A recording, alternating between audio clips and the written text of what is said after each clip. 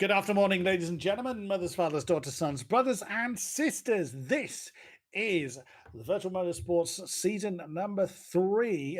Yes, season 3. Why did I question myself in my own introduction? I did rehearse, I promise you. Season 3, round number 2 here at Fuji. Look at that wonderful track map being provided for us. My name is Chris Bucks, and I'll be your commentator throughout tonight's festivities. Ed Hunter is going to join us. He's just running a little bit behind schedule on work he is currently involved in. This is such a great track, great mixture of that big, long straight along the back, and then all the twists you can throw at it throughout the rest of Sector 1, and then all the way through 2, and the first half of Sector 3. Practice is coming to an end, so we will be running into qualifying very, very shortly, and the weather is not looking particularly comfortable as we ride on board with Michi Hoyer just coming through turn 3. Then this long double apex right-hander, turn 4 and 5, 100R, as he's catching the back of one of the GT3s, one of the Lexuses, couldn't quite tell who it is. Patrick Schindler in that very, well, yes, I love the smiley faces on the door, Patrick. I do, but yeah, it does. For the rest of the livery, it's still not sold. Thomas Leiden. You'll be the Lexus that Mitty was bouncing past then. He's just coming through the final twisty bit. We have a second Ferrari out there now. It was just the one that we had before. Luke Whitehead, sadly, his game crashing just as he was exiting the pit lane. Last time out of Portimao. So now Valentin Kalkov has joined him in the prancing horse, car number 21. Although I have that as Niels Klinkmüller. So not sure which. Pretty sure. Well, we saw Niels last time out. There's Yanni Simoncic in the number 81. A Slovenian in the BMW. Oh, listen to the roar of that. Now, I owe Dario a bit of an apology here. What a fabulous scrap he had last time out with eventual race winner Fabio Grigoletto. I've been saying Dario's name wrong, not just in last week's commentary, but as long as I've known the name. I always said Iamulo. It isn't that at all. It's Yamulo or Yamulo. Again, my apologies there, Dario. So I'm very glad you pointed that out. I'm always very keen to get people's names right. Kobe Chan is back with us again in the Aston Martin. That Scream currently sits in 8th position in the number 70 Aston Martin. The Hong Kong driver. So glad to see Kobe. We have got another very big turnout. 34 cars last time we counted them, which was a few minutes ago. So hopefully a few more have always joined. It's such a wonderful turnout. We had a brilliant race to kickstart the season at Portimao, one of my favorite circuits. I really, really enjoyed that. I love Fuji. Fuji's a little bit divisive as far as circuits are concerned. But before we wax lyrical or not about the actual particular circuits, let's have a look at how the current championship standings look.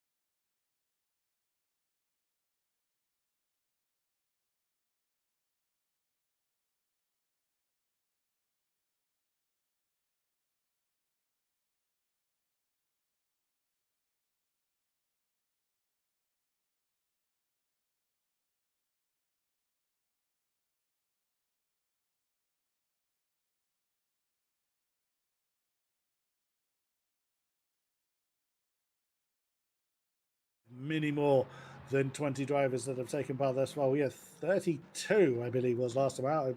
Last we looked, it was 34 that we have in the practice session, which should be wrapping up now. Yes, so the practice timer has hit 0. 14 hypercars join us, which I'm wonderful. And the name at the bottom of that list, I'm also quite excited to see take to the track. Bono Hoos from the Netherlands. 5-time Formula Sim Racing World Champion, McLaren Shadow winner, and winner of 2021 F1 eSports title with Mercedes, and 20 GT3s take to this very technical circuit here in Fuji. Now, Luke Whitehead currently sits in third in that particular list. Now, he did, shall we say, vent his frustrations in saying that the Ferrari was particularly dominant at Portimao, and judging by his performance in said Ferrari, that would certainly be backed up. And sadly, he had a game crash, which meant that he couldn't finish the race.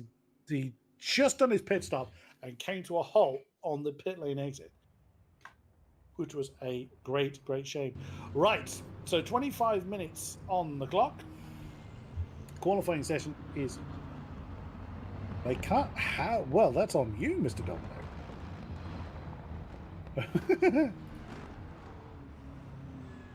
I don't know, sir. I heard me then. I don't want to be hearing me. I'm hearing me from you.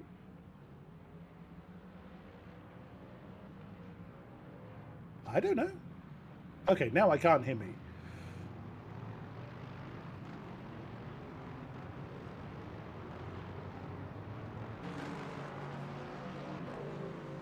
I don't see anybody in chat, in YouTube chat, saying they can't hear me.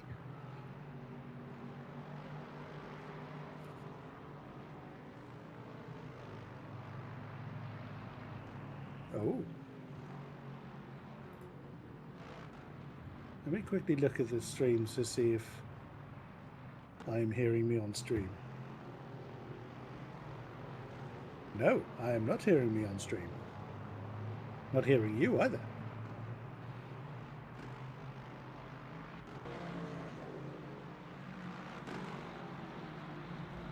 No, the stream is hearing me, Mr. Domino. So I just heard me say ooh on stream. So if that point onwards, okay.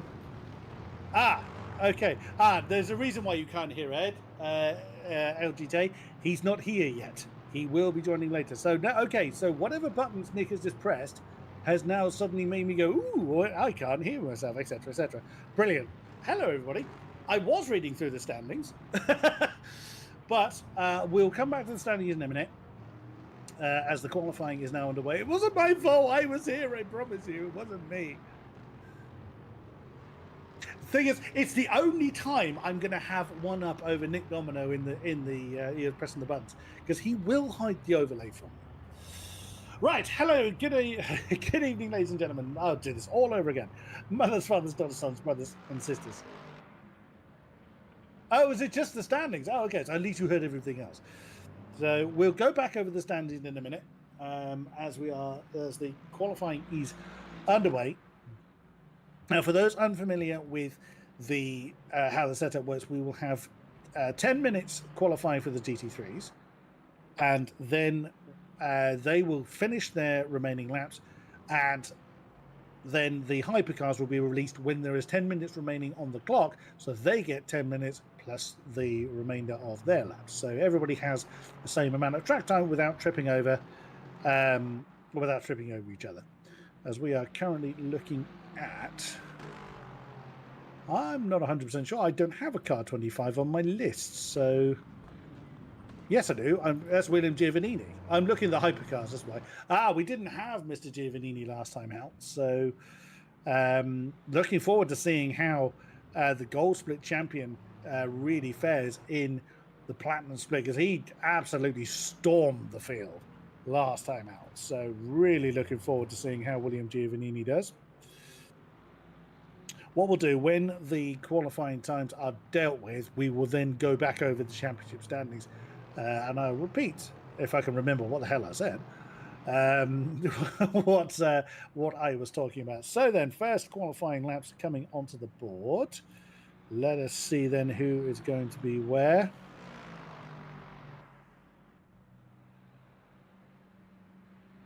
So William Giovannini, well, he didn't. Okay, so he didn't get that lap on the bottom. He must have invalidated it then.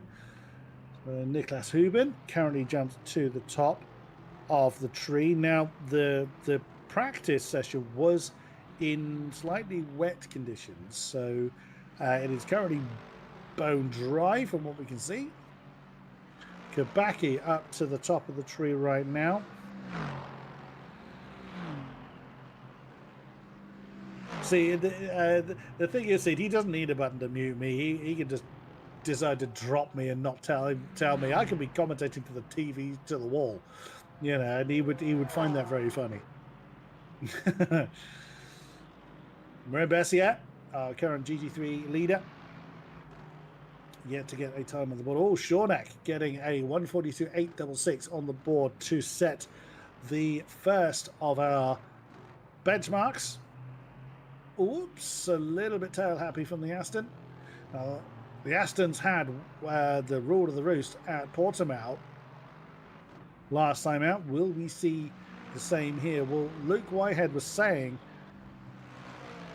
that's very true, LJT. I would commentate to no one, and I love it just as much. But there we go. Well, speaking of Luke Whitehead, there he is. So we lost him in the course of the race. He'd just done his pit stop and came to a grinding halt as he left the pit lane due to his game crashing, but he's setting the sectors alight. Now, he said that the Ferrari was particularly strong at Portimao and wasn't too sure that dominance would continue. He's just set a 1:40.7, 7 tenths quicker than Giovannini, who has now got a time on the board. So that is Ferrari from Aston, and Kabaki is currently in third, and he is in the Lexus. Now, Lexus wasn't so strong last time out, although saying that Thomas Lydon did get up to fourth with the Lexus, so that statement may not be entirely correct. Niklas Huben currently sits in 13th position, a couple of seconds off the current top spot. Now, Niklas Huben in the number 23 car in our sole Mustang for the season. There were several Mustangs last time out, but Niklas from Germany, the only driver sticking with the American mark. He was third in last season's Hypercar standings and has opted to run in the GT3 contingent this time. Team Nitro Sim Racing driver, champion in the International Endurance Series by Low Fuel Motorsports.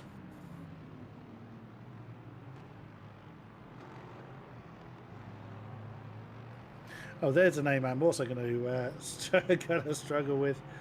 I just seen in chat of Fabrice Sasovichny. Again, that is as I hope that is somewhere correct.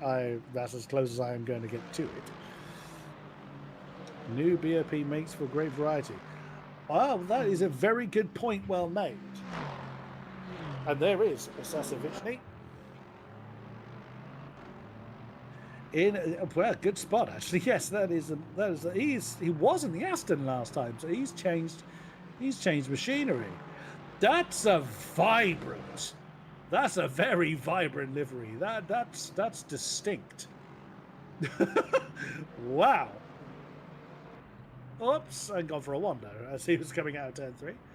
Marin Bessier, race winner at Portimao, currently sits in 9th position. Oh, that's a lovely growl that Aston gives. Sounds quite nice from the outside as well, but finds himself 9 tenths off of Luke Whitehead's time. I agree with you there, Sly, but I can't say that particular comment on stream. Working his way towards turn 6, the hairpin. Flat out turn 7, the tail getting a little bit uncomfortable. Non-existent turn 8 and even less existent turn 9. And let the car drift over to the left-hand side, heavy on the brakes for Dunlop turn. Done up corner, turn number 10. Oh, very deep.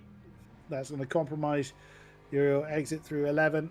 Bouncing over the apex up towards 12, and then down through the gears again at 13. As it continuing to climb up the hill, turn 14. Now next corner, turn 15. And then Panasonic is your final turn. Kiss the apex and then towards the line. As Mombessier is being pushed now down to 12th position. Or 13th now, as I was reading like that. And bounces up to 6th, though, with a 40.864. Whoops, William Giovannini going for a bit of a wander. Where's he done that? That's on the 8th of the turn 1. Game volume is reporting as being a bit low, production.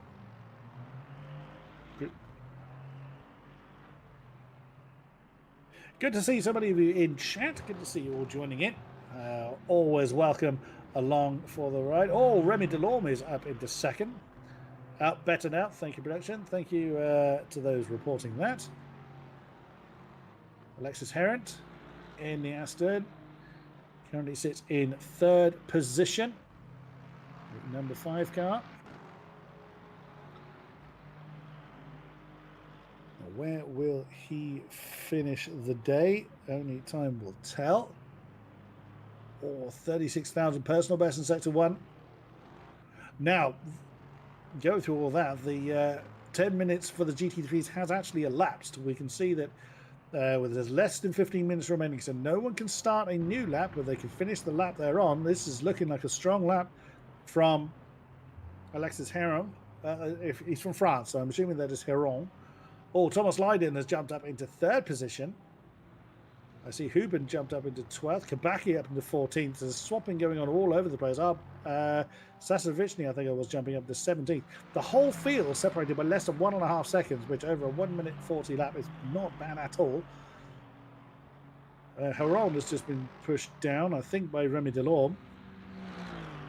Oh, Schindler up into 2nd, just as Alexis Heron is coming over the line to come up into 3rd position with a 140.619. So Luke Whitehead, again, unassailable. Oh, we have a Porsche out there in the form of Leon Berndt. In 11th position, he remains.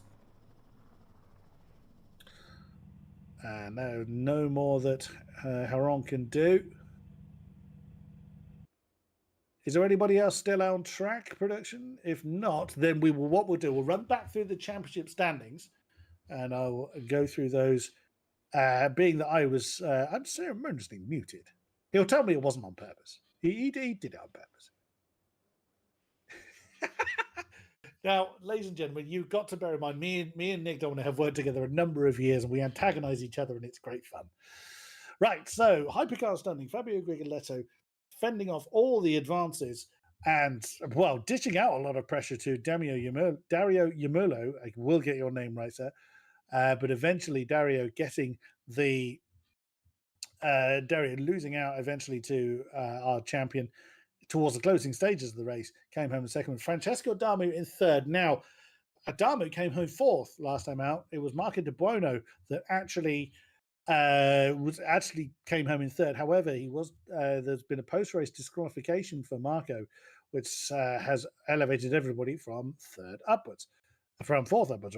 So Francesco Dami coming home 3rd, Christian Bonani 4th, Daniele Farinelli in 5th, Sven Gitlud in 6th, Jimmy Menard 7th, Arda Ochan in 8th, Roland Toth 9th, and Michi Hoyer elevated into the points-paying positions in the lead BMW. GT3s, Marin Bessier in the Aston Martin. Well, the biggest beneficiary, of course, from Luke Whitehead's disconnection, came home to lead an Aston Martin 1-2-3. Remy Delorme in 2nd. David Naskidashvili, again, I hope I'm getting that somewhere near right, in 3rd. Thomas Lydon 4th. Patrick Schindler in 5th. Leon Berndt in 6th in the Soul Lamborghini. Clement Arbois in 7th with Niels Klinkmüller in 8th. Juha Mäki-Upi in 9th with Nico Viani rounding out the top 10. Okay, so the hypercars will be leaving their garages relatively shortly. Now, they're not going to sit there and wait the whole 1.5 minutes. They will stay in the garage until close to time. Now, they may leave their garage at any moment. However, they're not allowed to leave the pit lane until there is less than 10 minutes on the clock, so that they don't have a time advantage over the GT3s. So that make sure that both classes don't trip over each other, and equally the same amount of time is given to both classes. Now, I am looking forward to seeing Bono Hoos, as we are looking forward to. That's another name I've pronounced many different ways. Oh, we see a few people now starting to leave their pit garages. Now, Bono Hoos is a name I've commentated on for many years. I cut my commentary teeth more in the F1 eSports circles, which is where I first came into contact with Bono Hoos. I was forever calling him Bono Huis, so add him to the list of names I've pronounced wrong over the years.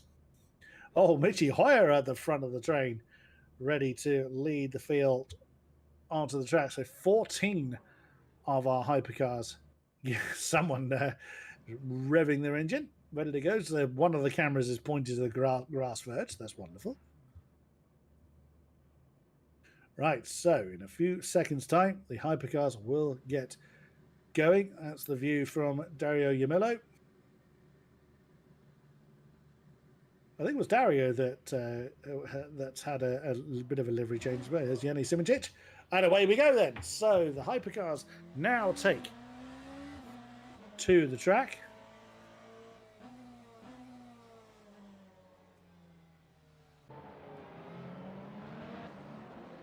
See then. Oh, there's a big wiggle then from Yanni Simoncic.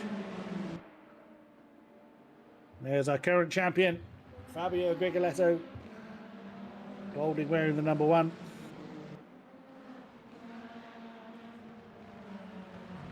Baldwin putting his birthday in front of VMS. Oh, I'm with you there, Jack. I'm with you. It's just words need to be said.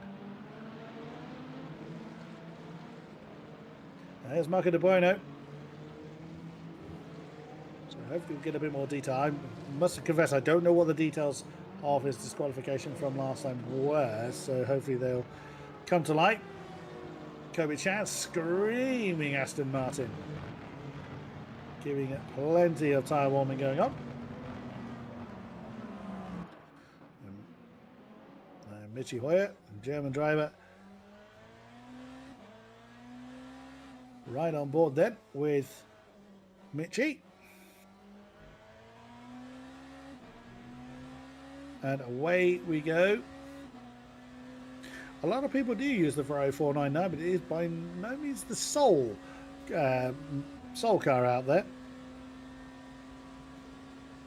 Over the line then to start his first time lap of the night. Down through the gears into turn 1, or Daichi as it's otherwise known. Marco De Bueno failed post-race scrutineering. Yeah, that's as much as I know. I don't know what it was he failed, what scrutineering checks he failed. Oh, you saw the tail of the BMW get a bit uncomfortable there for Michi Hoyer. Now coming through turns 4 and 5, the double right-hander over to the right, down through the gears once again, and into turn 6. And hug the right-hand side, flat out through turn 7, and equally so through turn 8. Wander over to the left-hand side, then all the way down through the gearbox. Oh, a bit of a lock-up there for Michi. But still gets it slowed down for the apex of turn 10. So that's turn 10, 11, and 12, now 13. Car gets a bit unbalanced through there, and then hug the initial apex for 14. That's next corner, turn 15. Over to the left. Very blind as you're turning into turn 16. And then you nail the throttle and forget about it for what feels like a week. As we charge down the start-finish line, and the first of our hypercar laps is going to be on the board. Let's see what Michi Hoyer gets on the board. It is going to be a 1:27.982 was the first time to be set. Simichich, Grigoletto, De Bueno, Yamillo, all getting their times in. Menard and Christian Banani and Kobe Chan and Isaac Gillison. 3 seconds to find in some areas. Gilhead, a couple of seconds off the top spot at the moment. Sterniman slotting into 10th position. So it's just Bono House that has yet to put a time on the board. He's on track, so he must have been validated to say, oh no, yes, he has stood a time. He's 8th in his maiden laps in anger here for VMS. The Dutchman slots right in the middle, just half a second off the top spot for the time being. There is Jimmy Menard, the Frenchman, currently sits in 7th position. Say green sector 1's the personal best, just 600 off the top spot, currently held by Dario Yamillo, carrying on very much where he left off. Pole sitter last time out. Looking to claim that top spot again that he was pushed out of.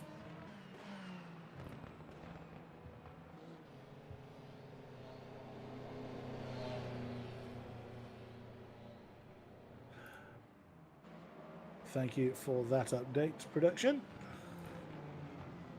Oh, Banner House actually set a purple sector 1.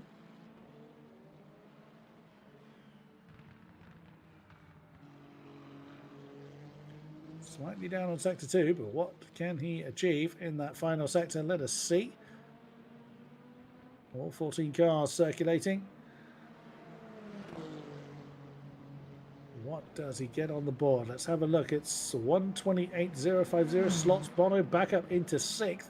Just 2.5 tenths off that top spot. Whoops, we have a yellow flag out there somewhere. Oh, Gillison has returned to the pit lane. But back on circuit he comes, so perhaps had an incident out there. Several people returning to the pit lane and then back on track again. Sven Gilhead in the number 3 car. One of the few Cadillacs we have.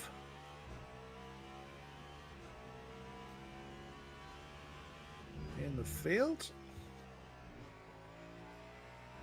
Was 4th last time out.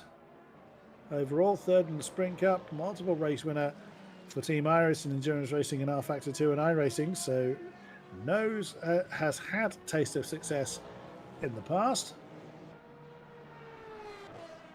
It's Kobe Chan once more in the number 70 Aston Martin.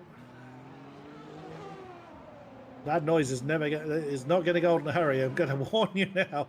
I love the scream of that Aston Martin. Interesting, there's a 2/10 gap, almost to the millisecond, between Kobe Chan and Bono House. That's an unusual one. Well, that was 2/10 until Toth slotted himself, Roland Toth, the Hungarian, slotted himself into that particular gap. And there he is. Ferrari's almost looked odd to me in blue. Michi Hoyer, 3rd place. Still, Dario Yamillo, the Italian, in the top track. It's Simoncic that is in 2nd place now. Slovenian, so BMW. So BMW 2-3 at the moment. I love that colour scheme from Michi Hoyer. He's worn those colours for years. Williams eSports, I think that comes from. I love that. I do love that colour scheme. Still improving. Green sector 1 for Michi Hoyer, so he's just shy of 900ths off of Dario's blistering sector 1 time, or blistering time overall.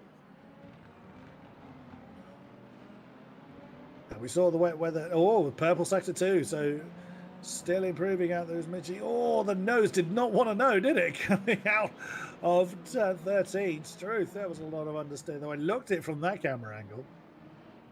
Purple sector 2. Can he find another 10th or so? Let us see what Michi Hoyer gets on the board. race didn't really go his way in Portimao.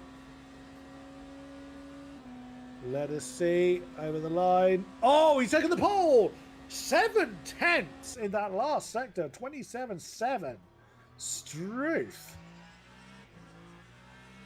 That seems a bit much. He's not leading by that kind of... Oh, De Bono has actually jumped up ahead of Yamulo. So we've got 3 drivers within a 10th and another 2 drivers, another 6,000s outside of that. Goodness me, that is close. Very, very, very close. Kobe Chan is one of those drivers. So Kobe Chan's a new driver to the VMS series this year. This season, beg your pardon. Well, and also this year, the statement's not incorrect.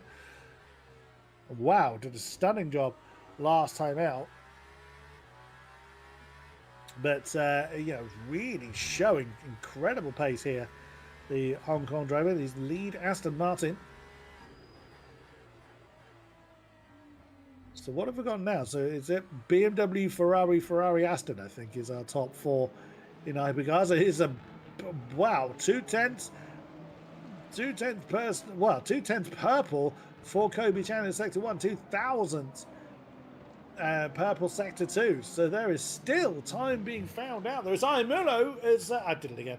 Yamulo back up to the top of the tree by 0.04 of a second.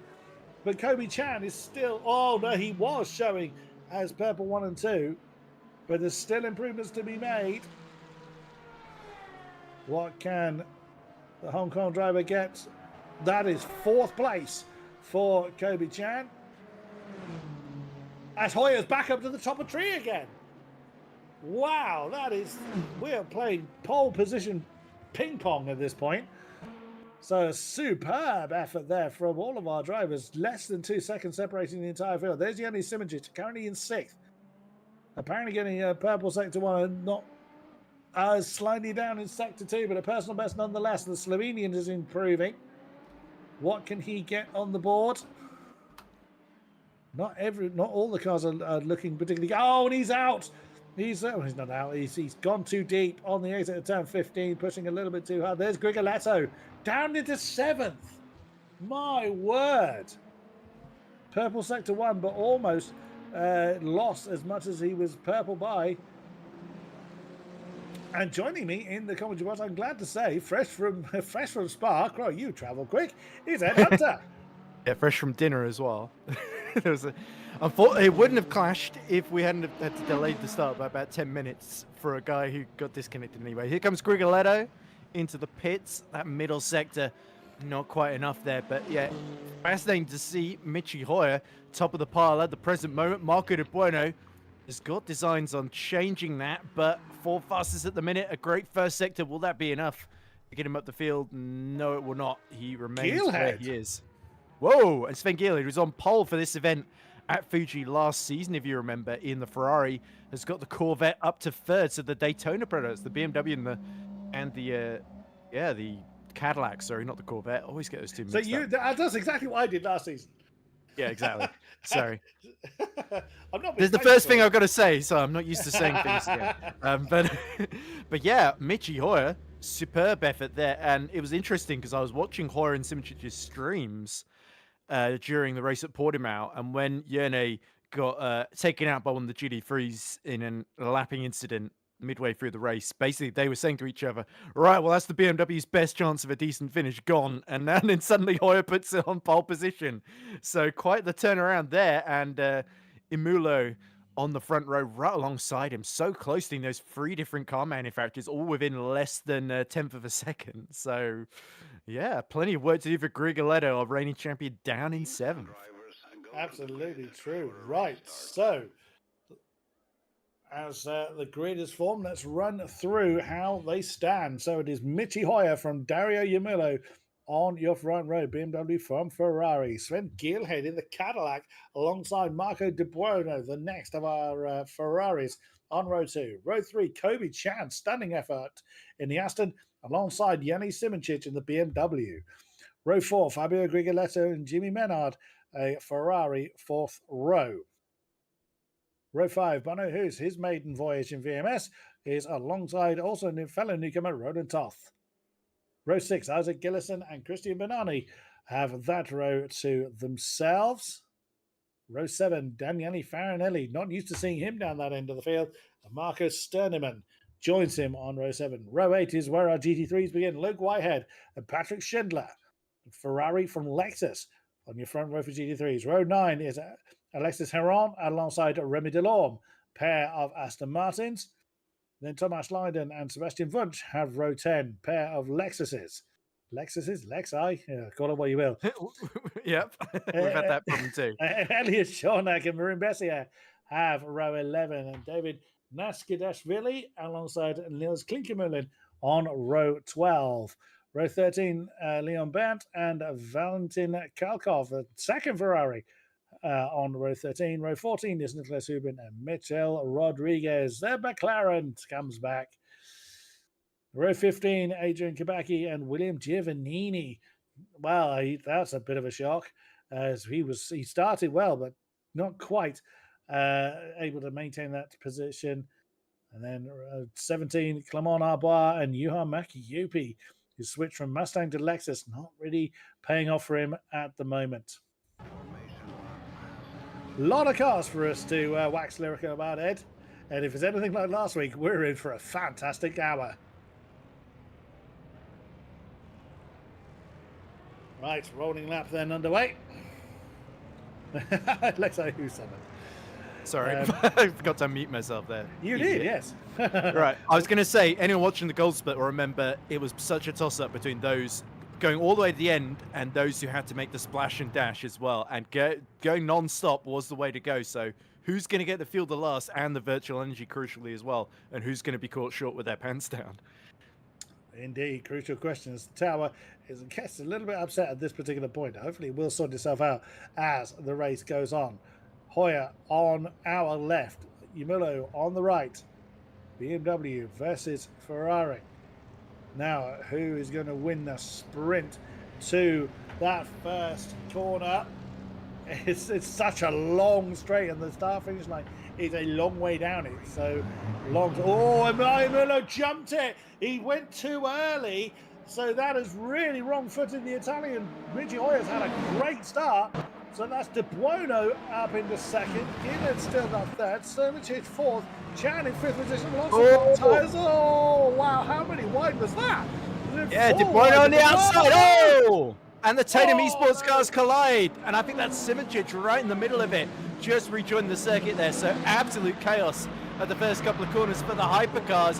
Whitehead has also lost the lead in GT3 as Hunt and Delorme have gotten into the first couple of corners ahead. So Remy Delorme, second last time out, now leading this race and looking to steal the championship lead from Marin Bessier after a difficult qualifying for the second Frenchman there. But yeah, for Michi Hoyer, that was a perfect getaway. And this is De Buono in the middle of the pack being pinballed everywhere. Oh, good God. There's nowhere that De Buono can go. He's having to stay as straight as he possibly can. What's going to his current speed? He's got the whole GT3 field to work his way through, which he is slowly doing. Up front, it is Delorme and Heron, pair of Aston Martins jumping the Ferrari at the beginning of the race. Yellow flags out again, and we had another problem somewhere. Oops, it's a little bit uncomfortable there for Remy Delorme. Coming through turn 13, a lot of cars are getting a bit squiggly coming through there. So we'll see if people are able to iron that. I'm not sure what the yellow flag was for. Oh, Kobe Chan making a move on Grigoletto here. And this is the fight for third. So look at the grunt from the Valkyries. He's trying to go around the outside, down the start-finish straight. But now Grigoletto has got a little bit of virtual energy he can maybe use. He's got the inside line as the reigning champion. And Kobe Chan in the Visceral eSports Aston Martin Valkyrie is held off there. So Grigoletto, from a tricky qualifying, stayed out of trouble while all his teammates tripped up over each other. He is up to third. That's crucial for him. Bonnerhouse up into fifth as well, right behind him. So the Dutchman making his maiden voyage and starting well. The current, I think, oh no, he's the second place Ferrari behind Grigoletto currently. So, yeah, good start for Bono then. Starting down in ninth position, I think it was. But look at that, Sven Gilhead in the Cadillac. Only two of them registered, Arne Rechamp being the other. And the Dutchman is glued to the back of our race-leading BMW piloted by Michi Hoyer. So Michi just, oh, again, you see, we saw that in qualifying as well, that understeer coming out of turn 13. The car's just not happy, or not everybody's car is happy with that particular point. That's going to open up a few opportunities, although you really have got to muscle your way past. We're going to try and make a move through 14 and 15. Can be done. Just got to be careful about how you do it. So then the rough running order is been settled for the time being. Hoyer from Gilhead, from Grigoletto, from Chan, from House, your top 5. The Hypercars, Delorme, Whitehead, Heron, Leiden and Schindler, your top 5 of GT3s. And movement then in GT3, because that's Heron, Alexis Heron, who's lost that second place in the blue and yellow Aston to Whitehead in the Ferrari. And now Thomas Leiden in the Lexus looking to get that number 69 up the inside. Nice number choice by Thomas, by the way, for race number, but nonetheless, looking to use it to good effect here. The Lexus that we saw was so quick in the gold split has not quite had the same success in platinum, of course, but you're up against such a high standard of drivers here. Schindler as well, also another Lexus driver.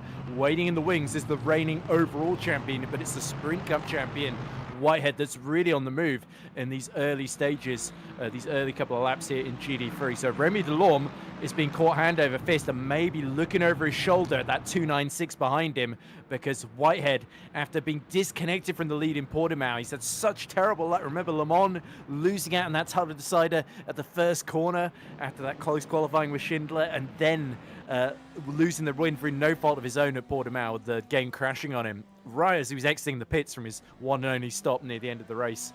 So he's got a lot to prove, and Delorme needs to be able to stand up to that kind of pressure here, and he's got to dig every ounce of performance out of that Aston as best he can. But again, fuel is going to be the big factor here. Who's saving at this point, and who is using a little bit more than the tank's able to hold?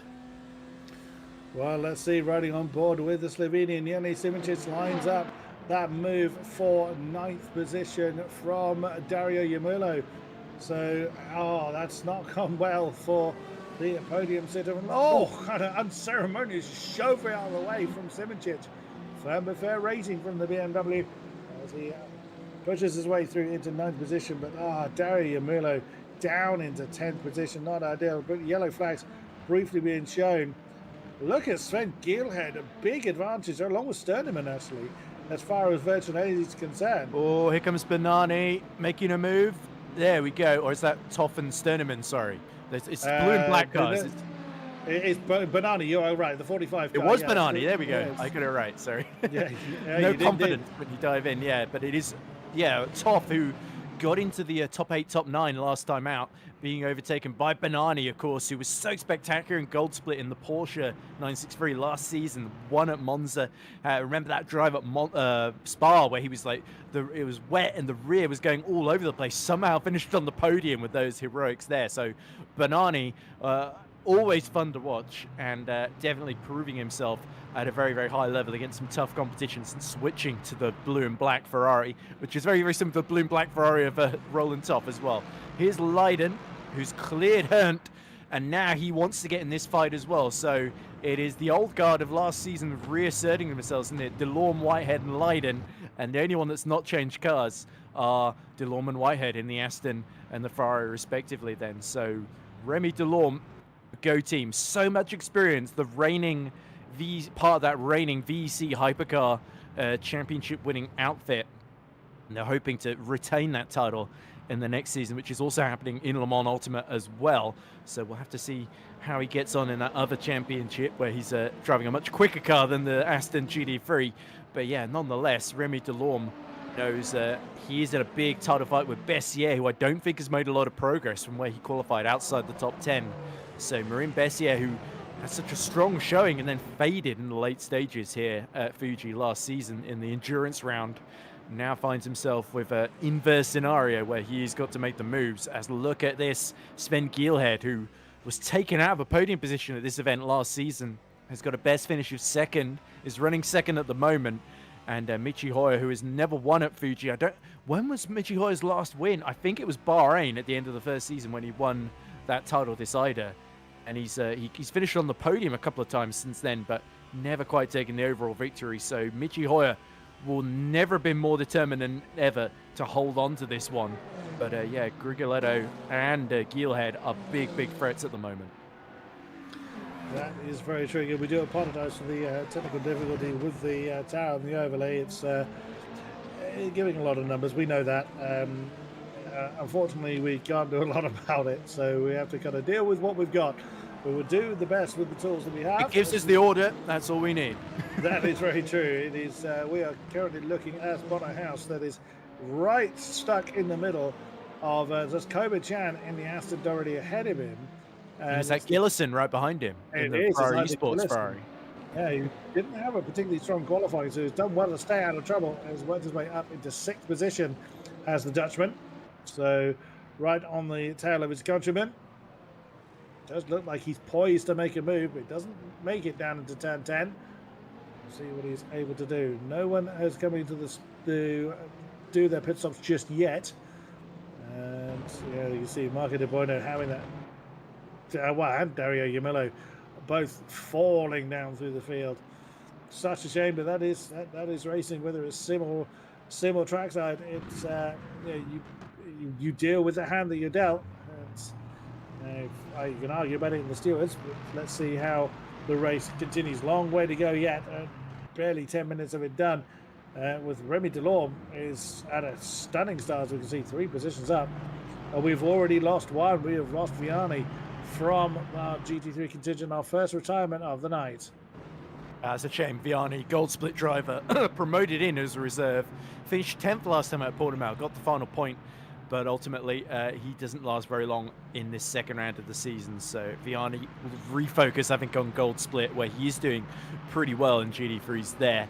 But I retake what I said. I said Bessier qualified outside the top 10 and wasn't making a load of progress. He's actually made 2 places ahead of Wunsch and I believe Naskidashvili, our 3rd place man in the championship as well. So Marin Bessier limiting the damage and is not too far behind Schindler, just over a second, I think, as this is Rodriguez trying to fight with the Mercedes, isn't it? Who switched to the Mercedes again ahead of this round? Sasavishny is... of course, Fabrice. Yes, Fabrice first. I'm assuming I'm saying that somewhere near correct. So, yeah, where is Savinsky, yeah. There we go. It took me a few minutes to figure out and then go for it. But yeah, that's what I'm going for. We're seeing the Hypercar leaders now. Oh, and that's a little bit of ceremonious there from Mitchell Rodriguez. The Swede getting a bit final corner. That's a horrible place to be lapped because you see him going either side of you. And you saw Geelhead. He can almost reach out and touch that rear wing of Hoyer's BMW, but no way through at the final corner there. Hoyer playing his cards well here. And as I said, the other thing that's at play here is Hoyer, unlike Portimao, where he pit halfway through the race, he'll want to extend this as long as possible because all these guys will have watched that gold split race where we saw our 2 leaders, Lucas Cruiser and one of the Peugeots, if memory serves, were fighting like crazy. They had to make a splash and dash, and it was the non-stoppers that jumped all of them, essentially, and locked out the podium. We continue to see our Hypercar class, a few flashes of the lights as well from some of them, just to remind the GT3s. There's a lot of cars going past as Bono House then in the number 50 car. Oh, looks like House was going up the inside. Now Gillison fancies around at him. He's still defending from Gillison in the midst of lapping GT3 machinery. That's a busy time for Bono House at the moment. Is that Giovannini trying to make a move for 12th position in car 21? That's Ferrari, isn't it? That's Klinkemüller. That's Klinkemüller, yeah. That's 20. Oh, that's getting a little bit up. Kobe Chan. That's Kobe Chan that's been pushed out there by the Aston. And that's cost him 2 places. So both Bono House and Isaac Gillison go through to 4th and 5th. So Kobe Chan, who's defending really well, now finds himself behind. Yeah, there is Klinkemüller. I think Klinkemüller was just trying to mind his own business, just happened to be swamped with Hypercars, and that's just the nature of mixed class racing. You will have times when you're just in the wrong place at the wrong place. There's Kalkov, the 2nd Ferrari, as we come to, I think that's Christian Banani working his way through the GT3 machinery. It's kind of difficult to know which car the camera's actually looking at. There's the 70. That is Kobe Chan. That's a shame for him. Running really, really well up into 4th. But now pushed down to 6th, but still plenty of time to go. Still very much in the tyre tracks of the Dutch drivers ahead of him. Oh, you've always just got to clench and hope that the GT3s around you have spotted you. Sven Gilhood's superb effort in second in the Cadillac is staying very much in the tyre tracks of Michi Hoyer. Watching with the problems with the tail, not 100% sure what the gaps are. Well, you can see this one in front of you at least, Chris. Well, we'll see that one, yes. I was more mini behind. Well, there we go. Now we can have got an off-board shot. So there's a couple of seconds back between Gilhead and Grigoletto. But we will see then if that, well, there's quite a gap between Grigoletto and Bonnerhouse, who's now up in the 4th position with Kobe Jam, unfortunately falling slightly out of that top 5 for now. Look at that. In that shot there is almost the top 5, top 6 even. And there's our lead in GT3. That's Whitehead right behind Delorme in all of this as Simoncic flies by. Very true indeed. Oh, we have a yellow somewhere. Who has had a bit of a moment. We'll hopefully catch up with that very, very shortly. We don't see anybody. Someone going in the pits. Who is that? I can't tell. I can see someone. That's not. No, it's not Gilhead. He's already gone past. So couldn't quite tell who was going in the pits from that particular angle. Hopefully we'll be able to catch up with who is going in the pits. Ah, Sterneman? It is Marco, yeah. Yes, that's very early. Very, very early the BMW has come in. So 3/4 of the race still to run. Crikey, that's well, that's a decision. He was quite a way down, wasn't he? Outside, I think outside the top 10. So was probably worth rolling the dice. And Sterneman, of course, isn't he one of our drivers that switched from the Valkyrie to the Ferrari, if memory serves? So yeah, he certainly make up his mind about car choice in this early phase of the season, as indeed are a number of drivers who don't know which way the BAP is going to go throughout the season, as is usually the case in these Le Mans Ultimates championships. So you sort of pick one car and you don't know whether it's going to be great at every track or not. But interestingly, looking at this lead fight, Grigoletto's used a bit more virtual energy because, of course, he did to pass Chan earlier on. But I wonder if that Ferrari is going to be better at saving virtual energy and maybe even fuel than the 2 Daytona prototypes. Because Gilhead and Hoyer have been going pretty quickly these last couple of laps. As we see that, yeah, Sterneman's in. I think that's the BMW that Sterneman switched to, isn't it? And there's a long stop. Look at this. Whitehead's up the inside at the final corner, and he's trying to take the lead from Remy Delorme. Delorme has got the better exit.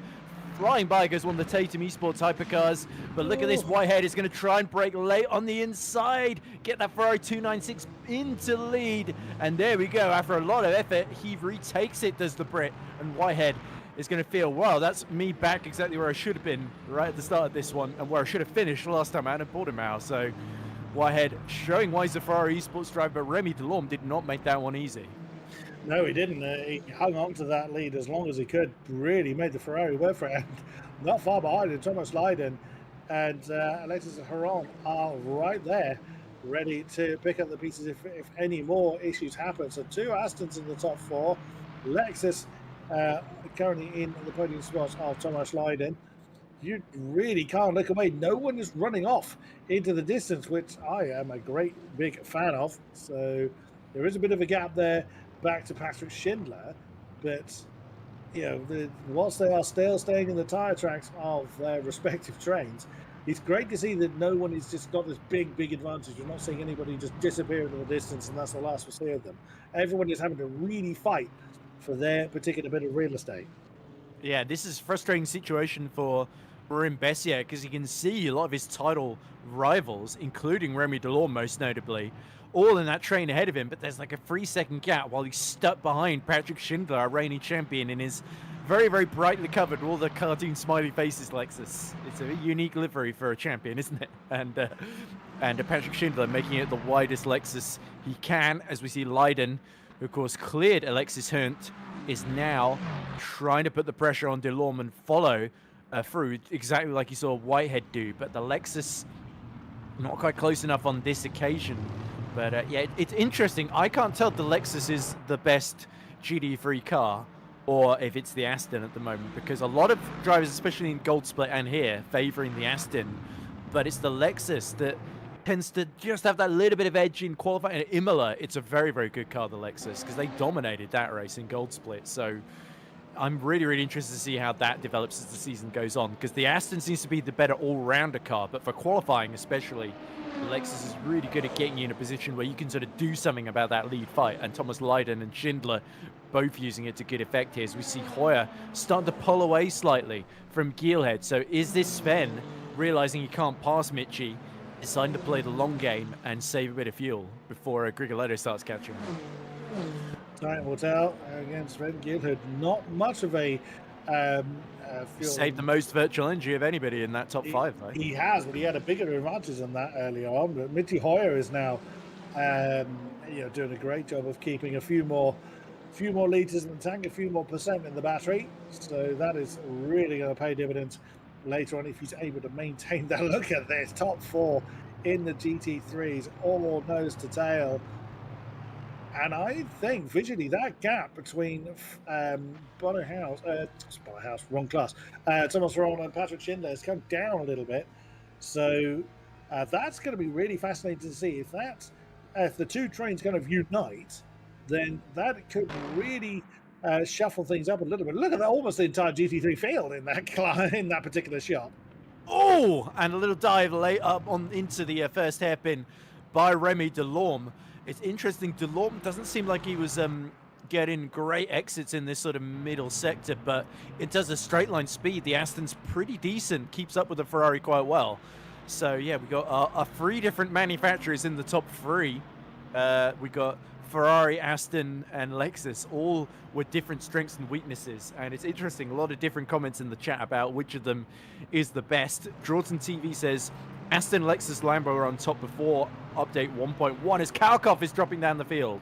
In the Ferrari, down to 17th. So Valentin Kalkov, another of our Gold Split reserves, hitting trouble then. And there he is, just ahead of, who is that? Right behind is Maki Yupi, of course. It is indeed the Finnish driver formerly in the Mustang. Only one Mustang in the field, Nicholas Hubin, this season. Hubin won this race in Hypercar last season as well, so it's interesting to see him in GT3. But yeah, he's not really made a big impact on the lead fight just yet, though. Yeah, curious decision there for Nicholas Hubin, but that is what he's opted to do. As we now look at who are we looking at? Wait till this is Banani, who's been catching Farinelli and Imulo. Imulo, of course, it felt to me like a bit of inexperience in this championship showing when he jumped the start and then immediately backed off instead of sort of capitalizing on it, and that dropped him into the pack.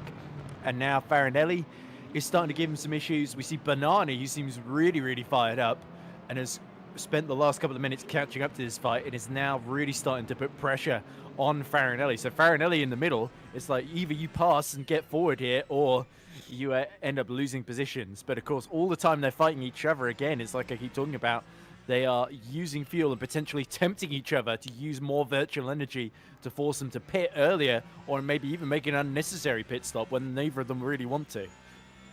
No, indeed, yeah. Yamulo and Grigoletto were locked in battle for so much of last race 2 weeks ago at Portimao. So it's a bit of a shame we're not seeing a repeat of that. But Yamulo doing what he can in this particular group. Banani trying to break free. Oh, is that a move from Delorme? Not quite. I think he was just trying to get himself big in the mirrors of the Ferrari. And look at that, exactly as I said, that gap between 4th and 5th has gone to nothing. Patrick Schindler is dragging the rest of that train with him. So that is pretty much the top 10 of the GT3s all inside of each other. So this is going to be a really, really fantastic strat, especially when it comes to pit stop strategies. So yeah, this is fantastic. Yeah, and I wonder if Patrick Schindler has been saving a bit of fuel by hanging back. And now, with the Luke Whitehead train in full effect, all aboard, and let's see how long it's going to last as they all desperately want to be in the best position strategically, but there is that temptation, there is that lead tantalizingly within reach. And if you're Remy Delorme or Thomas Leiden, do you go and fight like rats in a sack, or do you play it smart and work together here? There's that temptation to just dive on up the inside, and they all resist it so far, but the bigger this train gets, the slower Whitehead gets at the front as he desperately tries to save fuel. The more tension is going to build here, and the more likely it is it's all going to kick off. Rats in a sack. I've not heard that one before. Yeah, yeah, good one. There you go. Copyright Ed Hunter. So, I'm pretty sure that's not me that originated that phrase. I'm sure I can originate a few more phrases that won't be anywhere near as catchy as that. Hoyer going around the outside of Aston Martin there, GT3, and he's continuing to pull away from Gillhead here. Now, does Mitchie have this all in hand, or has he realized that the BMW is not going to be able to get to the end without a pit stop here, and he is pushing to make the splash and dash strategy work? He's more worried about Grigoletto, and now they're catching up to the GT3s again. So this could be a bit of a minefield. Oh, that's especially with that group all being so condensed. There's a lot of cars still all very much scrapping for Japanese real estate. You would think by now, we're nearly halfway in the race, you would expect the field to have spread out a little bit more than they have, but that has just not happened. Certainly not in this, the top half of the GT3s. And that's going to be quite a surprise, I think, to the hypercar drivers now coming up to lap them. So the traffic is going to give it a try. Oh, there's a hypercar that is out. Well, that's Jimmy Menard, isn't it? Yeah, Menard down in 13th, who I think has had some issues early in the race. He's got more virtual energy, so he's definitely had a pit stop or something.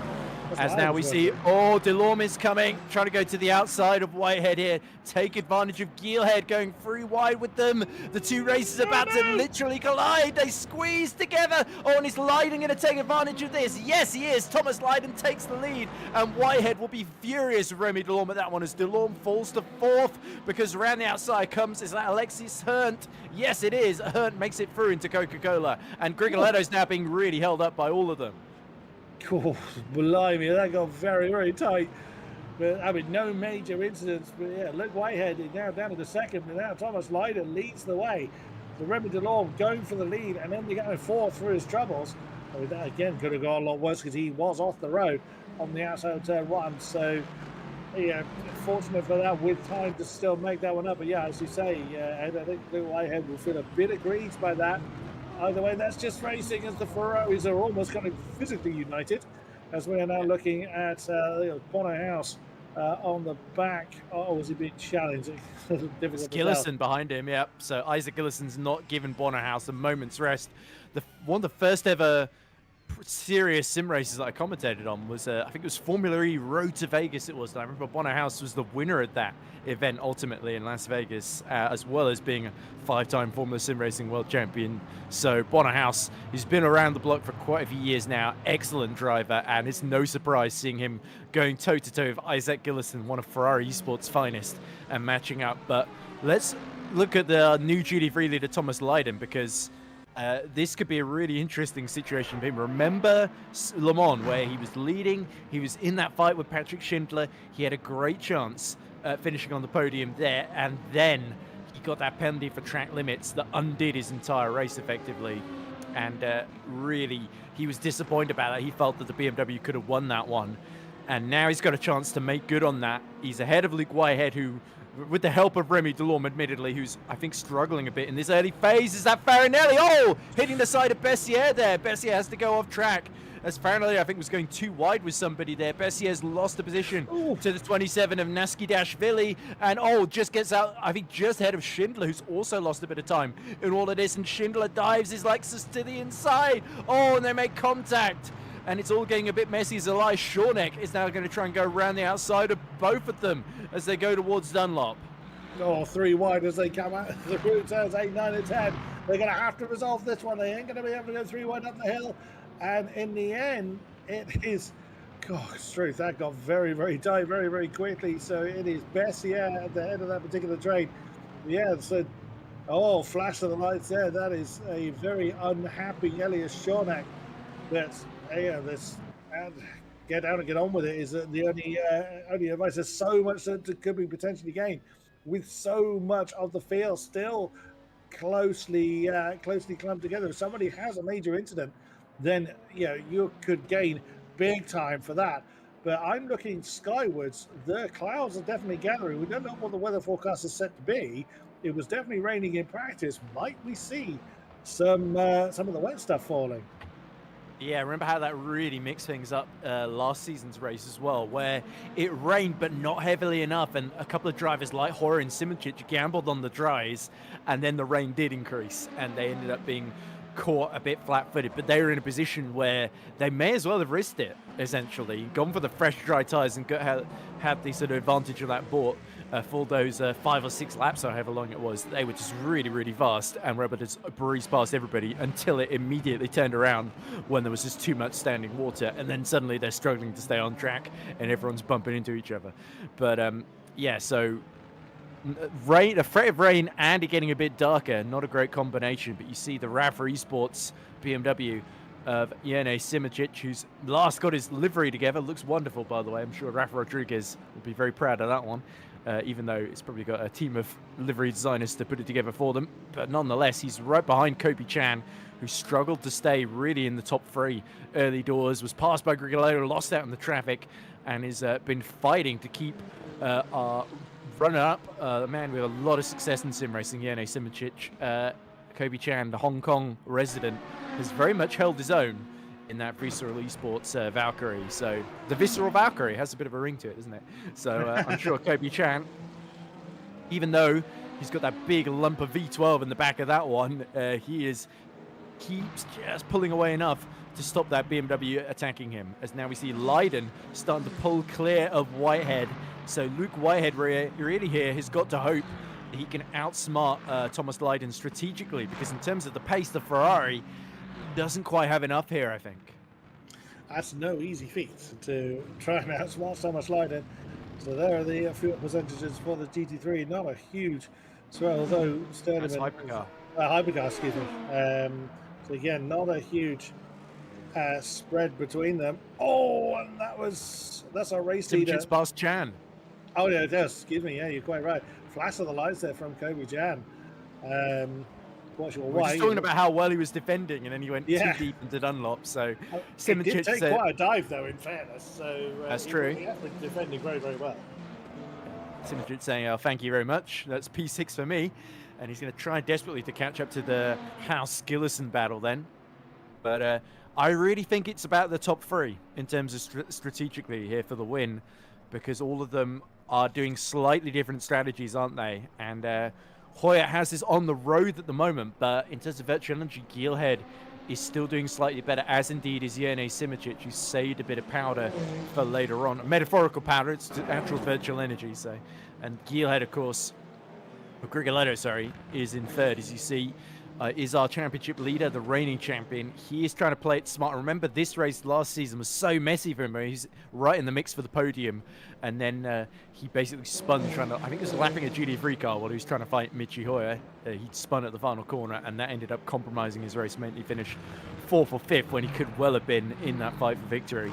Ultimately, it didn't matter in terms of the title race. He still won it over Simoncic in the end, but yeah, certainly he will want to put that right if at all possible, and at least bank some decent points with some of his big title rivals like Imulo messing up and find themselves in a lot of trouble. There is Bessier now trailing Naski-Dashvili. He's in a bit of a difficult position here because he lost out in all of the drama earlier. Was looking to sort of be the first right behind to challenge Patrick Schindler in the train there, and instead it's Sebastian Wunsch that has taken that position.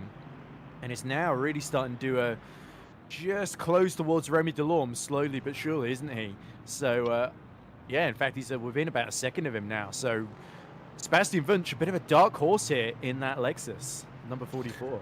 Yeah, absolutely true. But still, half the race done, just under half of it remains. We'll see. We've still got pit stops to go through. That is assuming, some drivers may try and limp home to the end, but we'll see. Exactly as you were saying earlier, Ed, there are those that will try the zero-stop strategy. As we now look at that's House and Gillison still arguing for 4th, as Bonnet House didn't look like he had a particularly good exit from turn 3, But it is. Oh, look at the tail of the Ferrari. Getting very uncomfortable coming out of turn 5. So really had to really wrestle that. Now through 7, 8, 9, all fast right-handers. Again, that cloud cover still looks very ominous. So that could yet play a part. We'll have to see. That's very close. But again, that's just a normal concertina effect between the two Ferraris. And right behind them, Simoncic, isn't it? He's starting to close in. So is this a bit of the Isaac Gillison starting to get a bit impatient here, because he can see the BMW of Simoncic, which the BMW somewhat, I assume to the surprise of Simoncic and Hoyer, given the noises that were coming from that camp, has been really competitive here. And that's got the Ferrari runners a little bit on their toes here, because they're thinking, right, if we can just keep Grigoletto in sight, we're in play for a podium. And now all of a sudden, there's the threat that Simoncic might play them out of this one. He's got more virtual energy than both of them as well. So, yeah, he's running quite a long stint here. He could outfox them. Could well be. So everybody except for the bottom two are in the 30% of fuel and virtual energy combination. So, again, as we've seen before, we may have just a mass entrance into the pits. But, again, we'll see who decides to kind of throw the dice, or those that may well be showing is a bit slower now, might actually be trying to go to the end of the race. Only time will tell. We have no idea who plays what pit strategy. We aren't privy to that information, and so it's always fascinating to see who is going to be doing what. I saw Bonnerhouse they catching one of the Ferraris. Couldn't quite tell which Ferrari that was being caught there. Whether it was white. That would be white. No, that's not white. Oh, that's close. Good God, that was close. That's Klinkmuller, isn't it? It's Klinkmuller, yeah. It was number 21, so it must be Klinkmuller. Yeah, it was Klinkmuller, in which case... No, it's Kalkov. Yeah, I think Kalkov's right. There we go. Because Klinkmuller is... I'm not sure Klinkmuller is in the Ferrari. But I think what's confusing is yeah, Klinkmuller's in the Aston. Yeah, I thought it was. It's Kalkov. He's got the wrong number wrong. Essentially, he's actually wearing Klinkmuller, because that's already caught me out in the course of the day. There we go then. Rodriguez is dispensed of, and Bessier now. Is that Bessier in the 26? Oh no, it's Clement Arbois, his teammate, of course, another French driver. But yeah, both Huis, House, and Gillison deal with him quite neatly. And this is an interesting situation for Isaac Gillison. Remember Portimao, he was fighting just off the podium for sort of 4th or 3rd, and then had that big spin at the first couple of corners. Easy to do, of course. So he has got something to prove here. And he's also got Simoncic continuing to bear down on them like a bad omen. And Isaac Gillison wants to disappear before Simoncic shows up here. But unfortunately, Bonnerhouse is like, no, stay. We've got plenty to discuss, apparently. And the Ferrari eSports driver has had to wait behind. It's a sort of similar situation for Whitehead being stuck behind Leiden and sort of trying to hope for an opportunity that's not happened so far. So it's all been a little bit static here, and Isaac Gillison, a podium finisher in Le Mans Virtual as well as all of his success in the Ferrari eSports Series. They go round the outside of the Porsche 992. But that must be Leon Burnt, who's recently switched into it. Interesting choice, it must be said. Or it does mean I have finally got a Lego car. As we see, in comes Isaac Gillison. He's had enough being in the tyre tracks of Bonnerhouse. So in he comes for the first of what we think is the scheduled stops. We have had a couple of hypercars in, but I'm not convinced they were intended to go in that early. Look at all this traffic that they would have had to deal with. So it makes sense wanting to avoid it at least a little bit, or to at least try something a bit different. It makes sense for Gillison to go for it first of all, basically anyone inside the top 13 essentially. So it's a bold call. Whether it's going to work when everybody pits a bit less fuel in and tries to overcut later on remains to be seen. I think that's probably going to be the more popular strategy at the very least. Time will tell, but I think that's a fair shout as Farinelli and Banani continue working their way through the traffic as the camera gets lost behind the advertising hoarding once again. We look at Luke Whitehead could argue should have been leading the GT3 Championship. Judging by the early performance we saw from him in Portimao, he really was running away with it. But alas, technical troubles befell the Englishman. He finds himself in second, just chopping across the nose of Bonnerhouse. Oh, I see more. I saw Simičić taking an interesting line. Yeah.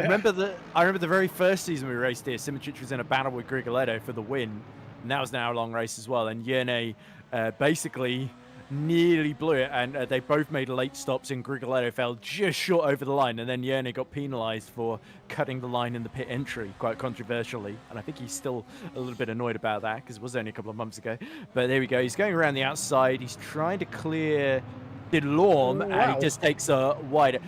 Well, do you remember what happened with Sasavinsky at Portimao, where he went off track, rejoined alongside, and then got taken out effectively? Pretty sure it wasn't intentional. It was just a miscommunication between the two. That looked like Yerne going as wide as possible and then waiting for the gap to just ensure he didn't get taken out by another GT3 car when he's running in the top 5. Is that Gilhead is pit? Gilhead. Oh, and he locks up into the first corner as well for good measure. So this is really putting the hammer down. What are Hoyer and Grigoletto going to do now? Do they follow suit? Michi Hoyer especially is in a tricky position because he might have used a bit more energy and fuel to try and build that gap, and now he's got to figure out when is the right moment to come in and get that service. Good question. Unless he's going to go to the end. No.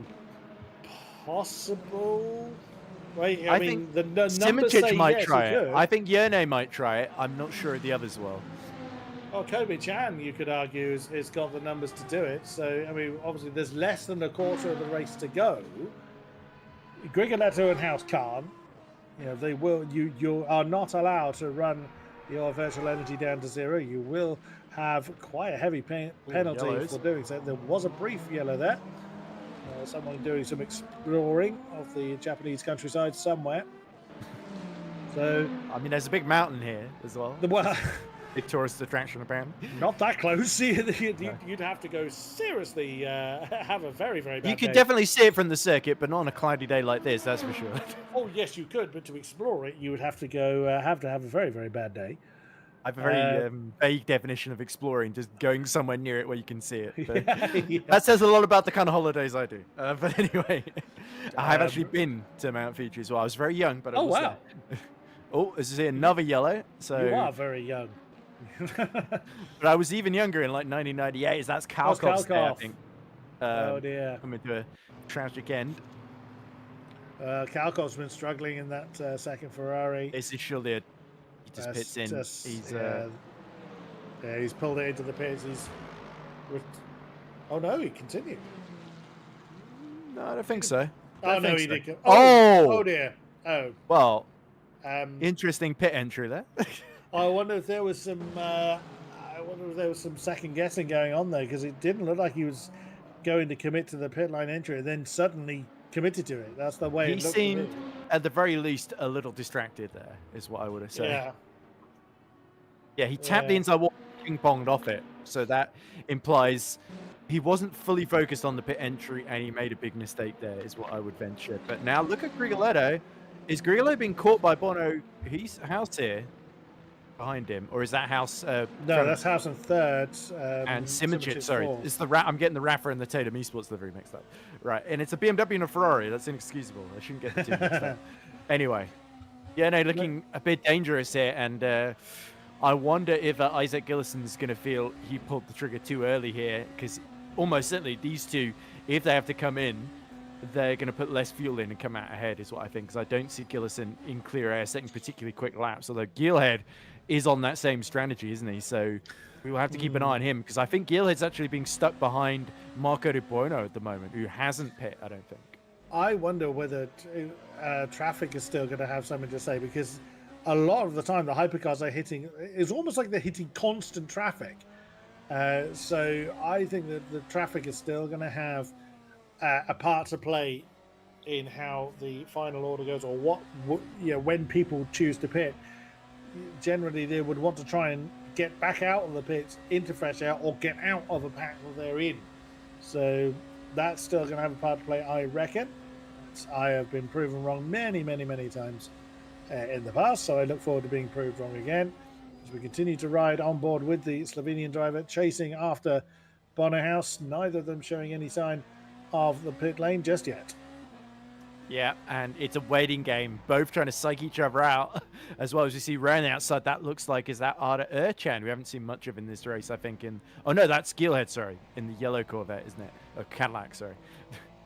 It's like a nervous tick at this point, isn't it? But this is on board with, is this Leiden, I think, or is this? Yeah, I think this is. Not certain because we can't actually see. No, it's Whitehead. Whitehead. Sorry, yeah, there we go. It says right at the top. It is yeah. Luke Whitehead. I saw the flashes because, well, Leiden's car is like red and black, and obviously it's the Ferrari eSports livery, which is also predominantly red on the Ferrari. So from on board, it's like, oh, I can't quite see the logo of the car anywhere. Well, yeah, that's exactly what I was looking for. The logo's in the middle of the steering wheel, but that's covered by the driver netting, so we couldn't see it. As we now ride on board with third place, Alexis Heron, who's actually right in the tyre tracks of Luke Whitehead. You can see in the camera there the Ferrari just ahead, and various there's still a couple of GT3s right behind, so there's still a big collection of GT3 cars. Oh, as one of the Ferraris jumps past that's the 24, so that would be Gillison, yes. So this is the point I was making earlier, is that it's almost kind of hit and hope as to whether when you pit you come back out in fresh air or not.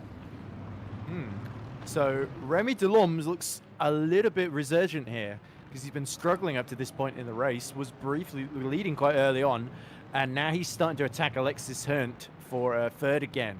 So Hunt has got to really get that yellow and blue, sorry, gotta remember what colors are.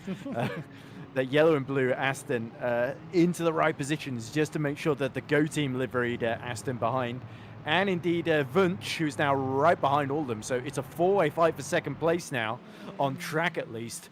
The only hope for Whitehead is that he's been saving fuel, and Thomas Leiden may have to do the splash and dash here. We saw a very, very close GT3 finish here in the gold split as well, where basically the leader all the way through the race ran out of fuel on the run to the line, and the Lamborghini behind, I think it was Alexandre, was right behind him, and Alexandra Hanna, that was it, was right behind him, missed out on victory by 1/10 of a second as they crossed the line for the checkered flag. So it's so tight, the margins, that just one little bit of extra fuel that generally used here and there can make the difference between winning and then having a 100-second penalty or something like that. So you really have got to judge it extremely finely, and Thomas Leiden can afford to sort of back off a bit at the moment with the couple of seconds gap he's got to Whitehead, but no such luxury for Whitehead or any of the drivers behind them. They are all in a sort of no holds barred, every man for themselves fight against each other, and that is exactly the way Thomas Leiden would like it. Yeah, and significant amount of the top 10 of the GT3s are still in short range of each other. Leiden's is not far up the road. In fact, yeah, you just saw him, going out the bottom right corner. But there, you saw working their way through Sector 3 are most of the top 10, if not all of the top 10 of the GT3s. We're over 3/4 of the way through the race, and they're still all in view of each other. So you could argue that, again, the pit stops are likely to play a part, although for the GT3s, almost certainly going to come out in the same position they go in. But, again, that's not guaranteed. Someone could play a bit of Russian roulette with the fuel tank, or you've got those that may opt not to pit whatsoever. As we come back to the battle for the last podium spot in the hypercars, that is Bonnerhouse and Yannis Simoncic, who we're looking at presently. Hey, that's Sasavinsky. Bonnerhouse has gone the wrong way. Oh, there we go. So Bonnerhouse assumed the racing line, but Yannis Simoncic decided he wasn't going to do that, and now Bonnerhouse has been bought. Behind them are Sol Mustang and Nicholas Huben. Yeah. Oh, Bonnerhouse did nothing wrong. Well, he made one wrong decision, as in going to the racing line, but Yannis Simoncic saw the door was open and absolutely banzaied it. Yeah, and these two, of course, they were both, you've got a man with 4 former FSR World Championships and a man with 5 that's just been overtaken by him. So they're absolutely 2 of the top drivers in sim racing. And Bonnerhouse there was just on the wrong side into that final corner, Panasonic. And look, you can tell Simic in the BMW is just that little bit quicker. He's got the pace advantage here because he's starting to rocket away from Bono House now. And that shows you that House was doing such a good job holding up as long as he did. And now he's, again, look at the virtual energy, Simic 14%, but Grigoletto and House in the Ferraris are in trouble now. They've only got 10% left. How much longer can they stay out? 12 minutes to go. If they are going to make it to the end, they've got to start saving here, because those who have played it conservatively so far might start reaping the rewards. But look at all this traffic that Michi Hoyer's got to negotiate. He clears Alexis Herndt, and now he's got to go up the inside of Whitehead here. Is there that temptation to bail and go for the pits to make sure he can make it to the end? But I think with so much points up for grabs here for a win, Hoyer's got to stay out here and try and get it to work. He has got that 1% more than Grigoletto, 2% on average, I think. It's just gone down a little. Riding on board with 5th place Sebastian Wunsch presently. That's the Remy Delorme that he is looking in the back of.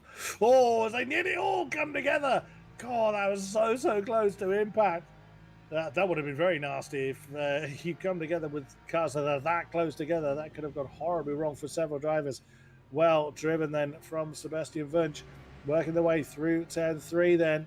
And that's just got to be, there's got to be an element of frustration you're just constantly seeing, getting so close to the rear wing of those in front of you, but just not able to take an opportunity to try and get past.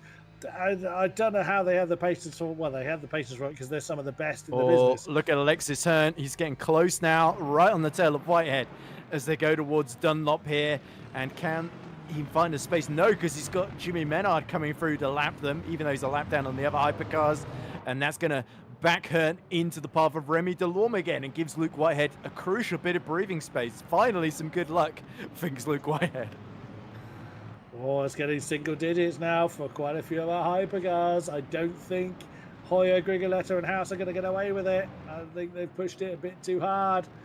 But we'll see, unless they really slow it down. Could be the Yerne has played a blinder here. Look at him go. Could be. There he is. That's why I'm beginning to wonder. But, we'll see. Oh, very short stuff for him.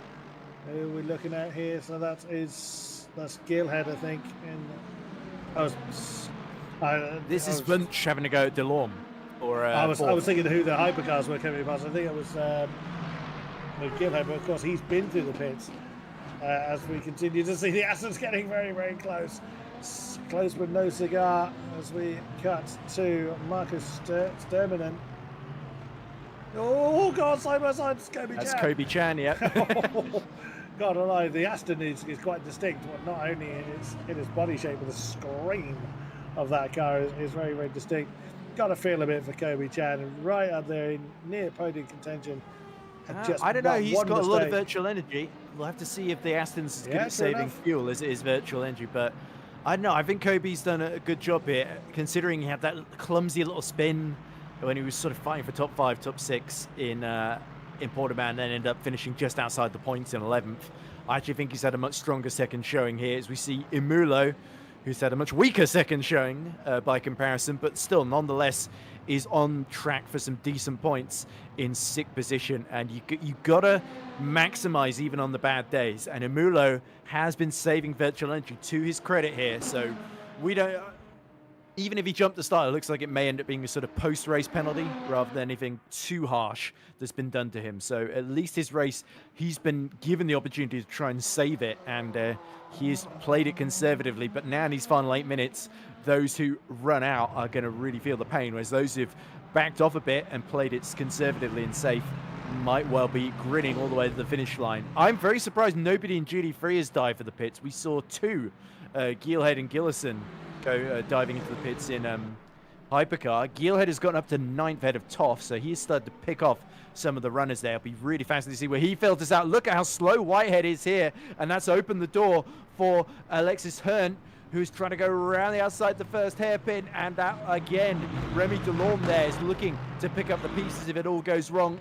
Coming to the outside then for Coca-Cola. He's surely not going to be able to go the long way around, and indeed he knows it, and he tucks back in. So a tense little moment there, but Whitehead is holding on as best he can, trying to get that first finish of the season in P2.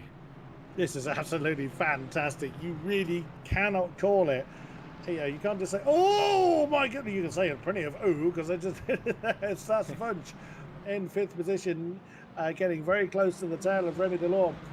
But you just can't call it. One mistake is all it takes. It might not even be your mistake. It could be someone else's issue. Get caught up in yellow flags out there somewhere. But they've now been withdrawn. Grigoletto and House getting very, very, very close to the end of their fuel tanks. They need to be getting in soon. They're not going to make it to the end. There is Hoyer. He's not much better either. So Grigoletto is in. So that's going to, well, he's not going to be in there very long. Either way, it's still going to be a little bit painful for the championship leader, or the champion and championship leader. As we now briefly had a look at Bono House there. He's not coming in. There's Kobe Chan. Could well benefit, but he's only on 5%. So he either needs to save or he needs to have a quick splash and dash, though. As Dario Yamulo, though, he's looking good, isn't he? Farinelli's also in. Yeah, through goes Banani. Grigoletto comes out. Where is Sven Gielhed? Gielhed is ahead. There we go.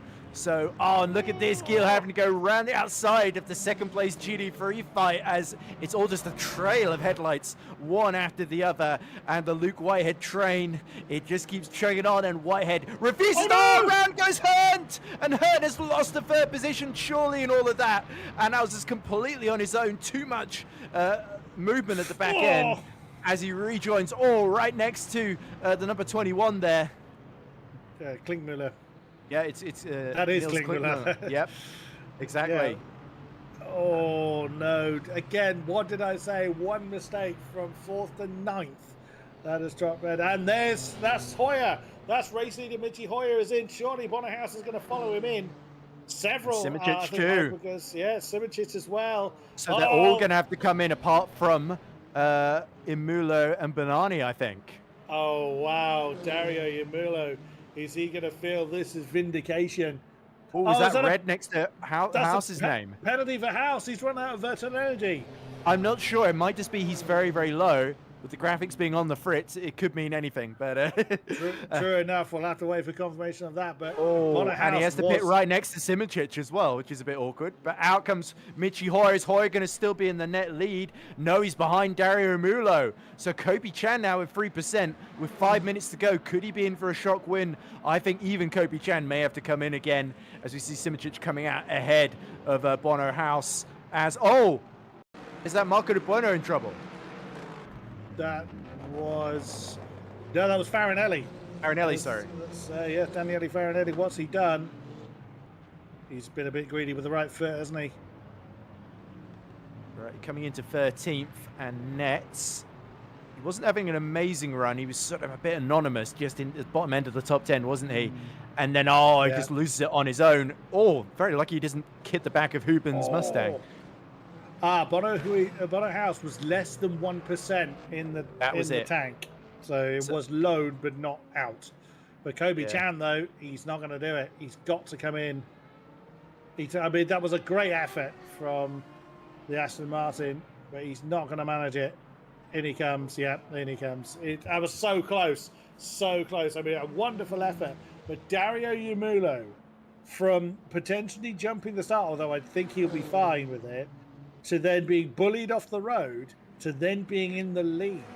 We don't know by what margin, but it's probably going to be long enough for 4 minutes. What we're looking at, three laps probably, unless Hoyer absolutely guns it.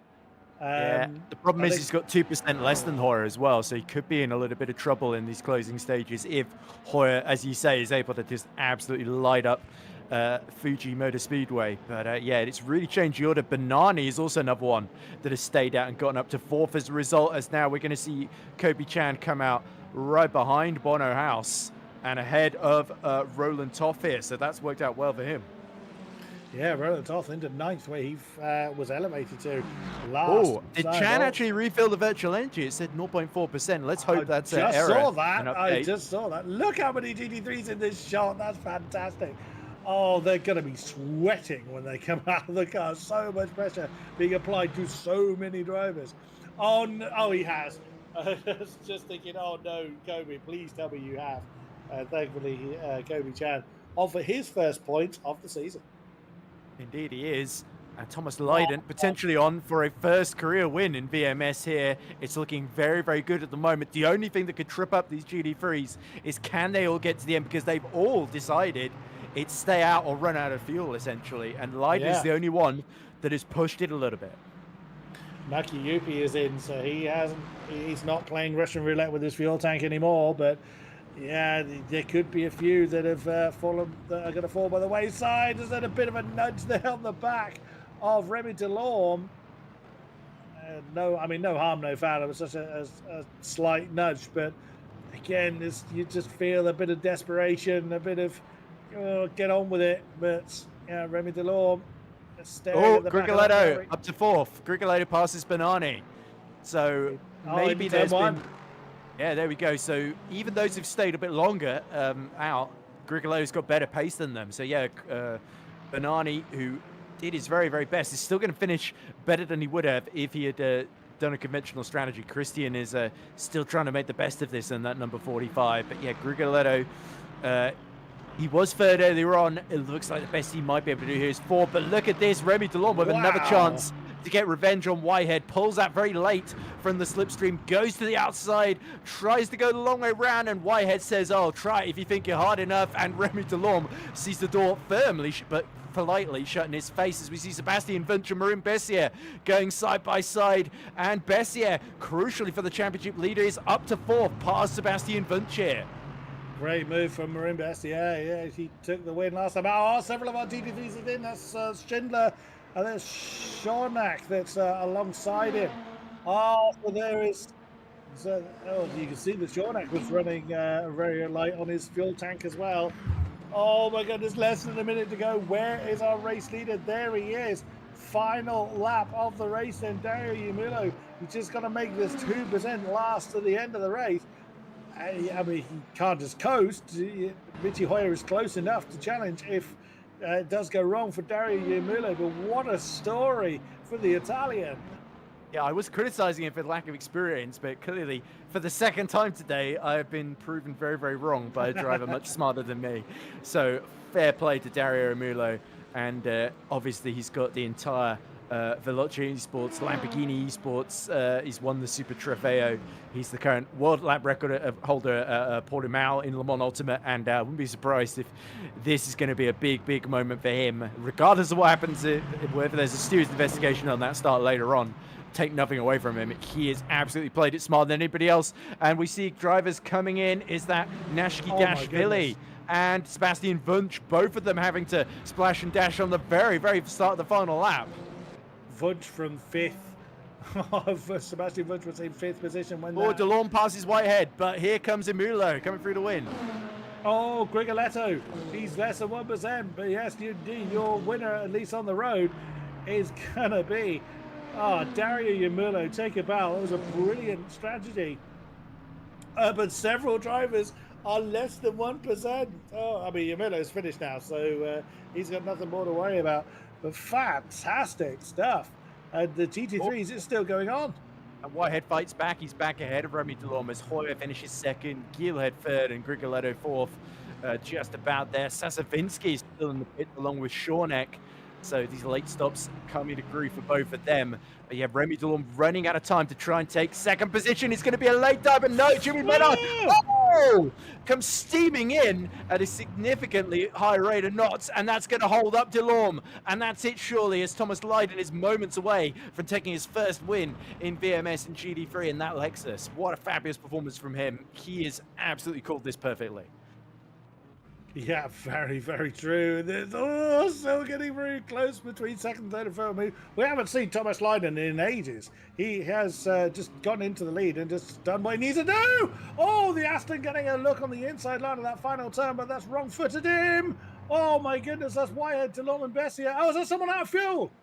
Is that one of the hypercars out of fuel, trundling to a hole on the pit lane entry? But Thomas Lydon takes the GT3 win. Whitehead's out of fuel. No, on the run to the line. So it's going to be Delorme and then Bessier stealing away the podium. Whitehead denied fourth. Even been denied fourth. Klinkermüller gets out of fourth. Whitehead is jumped. He's now down into seventh. I wonder if maybe he didn't actually cross the line. So I think Whitehead, in Oh, his he's retired. frustration, has clicked escape. And look at this. He's not the only one struggling. Clement Arbois coasting across the line. Or maybe that's deliberate. I don't know. But yeah, he's coming to a dead halt there. So Arbois also out of fuel. I did say it would come to fuel this Yeah. race. And that's very much proved to be the case. Much to the frustration and the cost of Luke Whitehead, who his search for points continues. Look, he's dropped outside the top 10 now. Yeah, he would have coasted over the line, fourth, fifth or so. But yeah, like you say, just frustration getting the better of the Brit. Whoa, what a race. I said, don't look away. Even in the run to the line on the final lap after 1 hour of racing, still couldn't tell who was going to come where. Yeah, there we go. Dario Mule fooled us all, really. And Thomas Lydon didn't need to fool us all because he clearly had the pace to win that one. But yeah, I think Michi Hoyer will feel a little bit frustrated there that was one that got away from him because I think he was really controlling that race. Gil had to pit way too early. And Gil, I think, did very well on what was probably not the optimal strategy to get third out of the hands of Grigoletto there. But yeah, there was a really interesting one. The big losers to my mind are the likes of Gillison, who pit very, very early and ended up coming 10th instead of in the top 5. And Bono House down in P7 behind Banani too. I think Simic just caught Banani on that final lap and passed him for 5th as well. So that could end up being quite big in the championship come the end of the season too.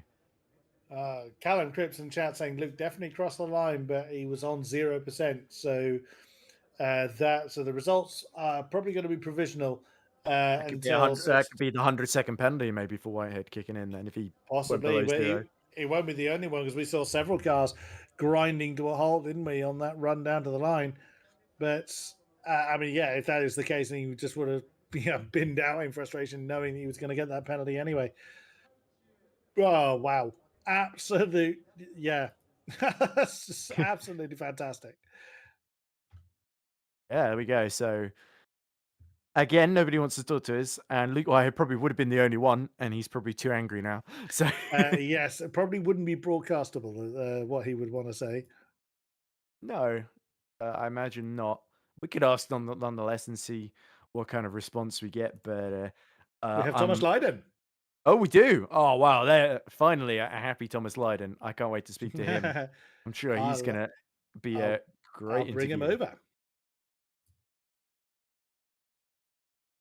So then we're now joined by Thomas Lydon, driving Lexus number 69, of course, to victory. And Thomas, this was a scene of your first podium in VMS last season, wasn't it, with that runners-up spot? And today you went one better.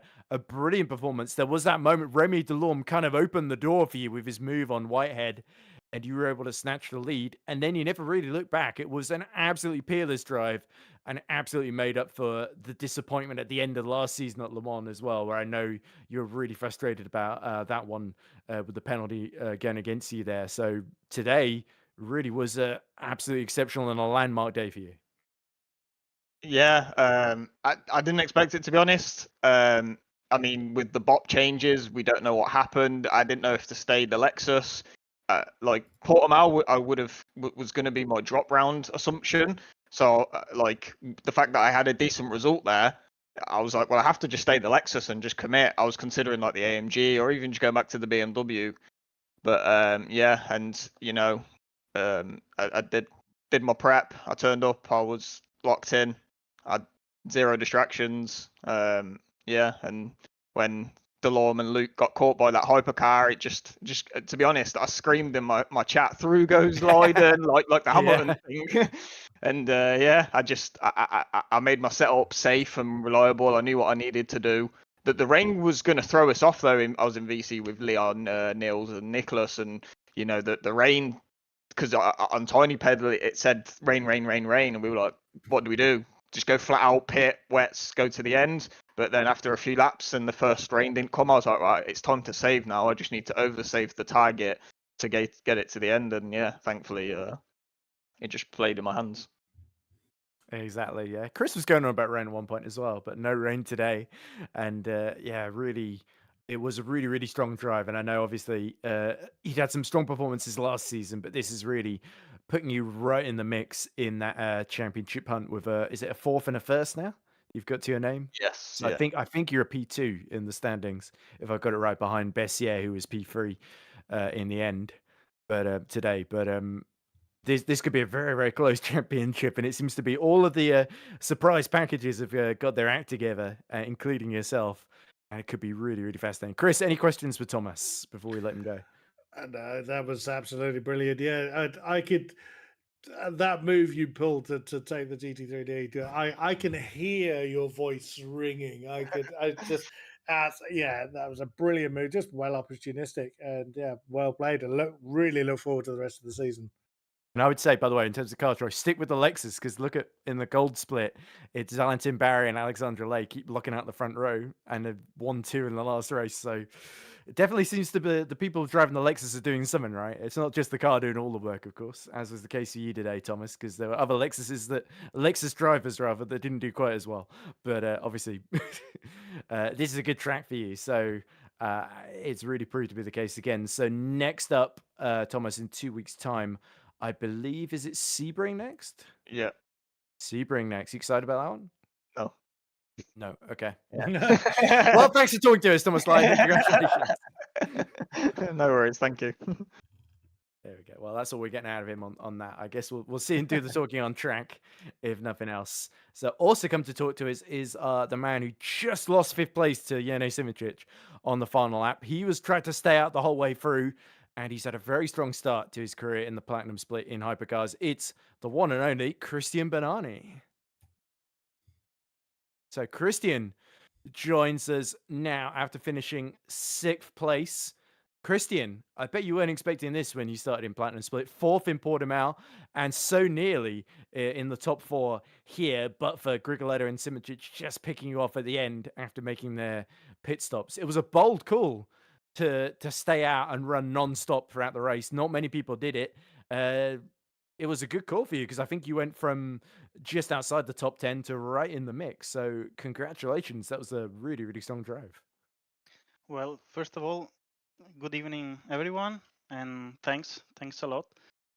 In quali, I didn't have that much pace. I was kinda expecting it. But yeah, after I saw the conditions for the race, the weather forecast, I said, okay, let's put on the wet setup and let's just hope it rains towards the end of the race, maybe even a little bit before. So basically, I raced with the wet setup. I don't know where I found the pace to keep it with with all the other one, and then I mean, the only thing relatable to me it was to not stop. So just lift and coast all race. When like 15 minutes to go, I was like 1 lap down on fuel, and I lifted so much in the last 15 minutes. I didn't even know how I managed to finish the race. 0.1% of energy, not even lap. So yeah, happy with that. Yeah, you were certainly not the only one that was running very, very low on fumes right at the end. There are a couple Yeah. that didn't quite make it to the line, as I'm sure you noticed. But wow, I have to say, Christian, considering in Gold Spot last year, we were so last season, I should say, we were so used to you doing these big heroics. I think to Spa last year, where every single corner I saw you in the wet, you were sideways and doing arriving at ludicrous angles and somehow making it work. We saw a couple of overtakes early in the race, but mostly you were playing it really, really smart, just like Dario Muller ahead of you. And it was one where you had to be really, really patient today. Obviously, and you saying you had the wrong setup. So what you're basically saying is you could have done even better if you put a dry setup on and went all the way to the end like you did. Yeah, I mean, maybe not podium, but maybe again P4 or even a P5, finishing in front of Grigo and Yerney. Maybe that, but not much more. I have to say, not much more. I'm sure there'll be other opportunities. Don't worry. You've been very, very impressive. I think you're the only Italian I've seen outside of Tatum Esports, or one of two Italians outside of Tatum Esports has been really impressive, finishing in the top 4 in these first 2 races, Christian. Thank you. Christy, any questions for Christian before we let him go? There's been various changes to every car that have been deployed throughout the course of not just this season but also last season. How are you finding the development of? Obviously, you're in the Ferrari now. If I remember rightly, you were Porsche last season. Yeah. How are you finding the feel of the Ferrari? Obviously, it seems to be working well for you, but tell us how the car is now feeling with the latest changes. How's the Ferrari feeling to you? I mean, the Ferrari, it's completely different from the Porsche. So I got used to it, not in a fast way, we have to say, in a couple of weeks also, not couple of days. But I mean, you can clearly see even before the BOP update, the car had so much pace, just the car alone. So thinking back at Gold Split, I said, I mean, I've lost so much time with the Porsche, but I mean, I love the drive of that car. So I mean, yeah, the first season was a choice of heart, and now it was a choice of getting the performance out of everything, the car and me. With the new BOP, honestly, I came here almost blind. I know what my pace could be, but I didn't know the pace of everyone else in the Ferrari, and also even more, I think, the other cars. So BMW, Cadillac, and yeah, was the biggest question about it. Well, sorry to interrupt, but yeah, it looks like you've chosen something that suits you very, very well. And best of luck for the rest of the season. Are you excited about Sebring coming up next, Christian? Yeah, Sebring, it's not my favorite track, not my best track, but we will see. We will see. Indeed, we will. Well, thank you very much for talking to us, Christian. You've impressed a lot of people in these Thank first you. few races, and long may it continue. Thank you very much. Right, so we see that Christian Benani celebrate another top 6 finish. We've got someone very special to talk to us. It is the overall race winner, Dario Romulo. Dario joins us now. Well, an interesting start to that race where you went just a little bit too early, it looked like, on the stream, Dario, and you ended up coming almost to a stop, being swallowed up by the pack, and we thought, oh, it's game over for Dario Mulo. And then you played a very, very long game, saved a load of virtual engine fuel in the middle of the pack, waited for everyone ahead of you to pit, got your way into the lead, and then just hold off Michi Hoyer at the end. It was a real against the odds victory, the exact opposite of what we saw at Portimao 2 weeks ago, where you and Fabio went head to head, wheel to wheel for several laps, and it was fantastic to watch. But this was a very, very different type of drive and a very well-deserved victory from the jaws of defeat, it must be said. You absolutely proved us wrong today, Dario. Well done. Yeah, thank you, everyone. Yeah, not gonna say it was easy because it was not. Yeah, in the start, I don't know. I literally misclicked, and yeah, then I had to recover to not gain a DT in game. But yeah, it was too late. My start was just horrendous, and I got overtaken by a lot of people. Then an incident was in front of me, and literally was into the grass. I don't even know which position I was. And to be fair, since the start, I was gonna do the zero stop strategy, but especially after what happened in turn one, I was more than sure that it was the only way to get back into the race. And to be fair, looking at the lap times they were doing in the beginning, I said, maybe it's not gonna work. But I have to say that I got even a bit lucky because I was kind of alone, so I was able to do my pace with fuel saving without any much disturb. So it was a bit easier to make it work, but still, it's pretty much you need to go as fast as you can while using as less as you can. pretty much. So I'm surprised about my pace because it was when I didn't have traffic, of course. It was very, very consistent till the end.